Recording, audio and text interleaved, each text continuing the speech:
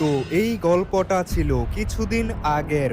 সেই দিন green Hulk তার সবথেকে ফেভারিট বাইকটাকে নিয়ে আমাদের সিটির মধ্যে ঘুরতে আসে। গ্রিন হাল্ক আমাদের সিটির মধ্যে ঘুরতে ঘুরতে হঠাৎ করে চলে আসে রেড ভেনমের বাড়ির সামনে। আরে এই তো, এই বাড়িটার সামনেই তো অনেক বড় একটা জায়গা। আমি এই বাড়িটার সামনে আমার বাইকটাকে রেখে দেই। অনেকক্ষণ ধরে বাইক চালাতে চালাতে বিরক্ত হয়ে গেছি। এবার আমি একটু হেঁটে হেঁটে এই সিটির ভিতর থেকে ঘুরে আসি।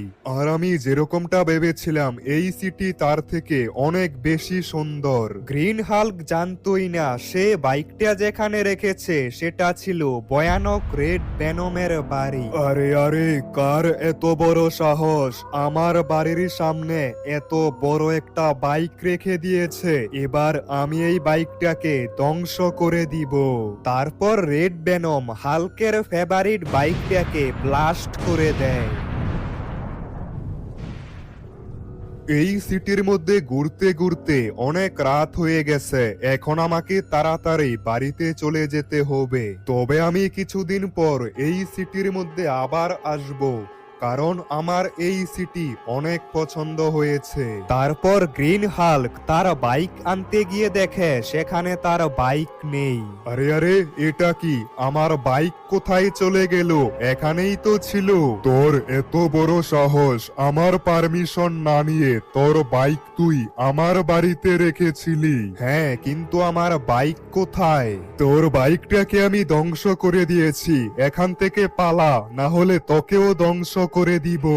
আরে আরে, এটা তো হচ্ছে রেড ভেনম, আর রেড ভেনম তো আমার থেকেও অনেক শক্তিশালী। আর এই রেড ভেনম আমার বাইকটাকে ধ্বংস করে দিয়েছে। এখন আমি কি করব? একটা কাজ করি, আমার বন্ধু তনয় গেমারের কাছে যাই। সে এই সিটির মধ্যেই থাকে, আর এটাই তো মনে হচ্ছে তনয় গেমারের বাড়ি। তারপর গ্রিন হাল্ক তনয় গেমারের বাড়িতে চলে আসে আর তনয় গেমারকে সবকিছু খুলে বলতে থাকে। আরে তনয় গেমার, তোমাদের সিটির মধ্যে থাকা ওই রেড ভেনম আমার সবথেকে ফেভারিট বাইকটাকে ধ্বংস করে দিয়েছে। এখন তুমি কিছু একটা করো, আমাকে একটা নতুন বাইক এনে দাও আর ওই ভেনমকে মজা দেখাও। আরে গ্রিন হাল্ক, তুমি কোনো চিন্তা করো না, তুমি এখন বাড়িতে চলে যাও, আমি দেখছি কি করা যায়। এখন আমি চলে যাই, আর বন্ধুরা তোমরা দেখতে থাকো তনয় গেমার কিভাবে আমার জন্য নতুন বাইক এনে দেয়। আরে আমি তো আমার বন্ধু গ্রিন হাল্ককে বলে দিয়েছি আমি তাকে সাহায্য করব, কিন্তু আমি কি করব কিছুই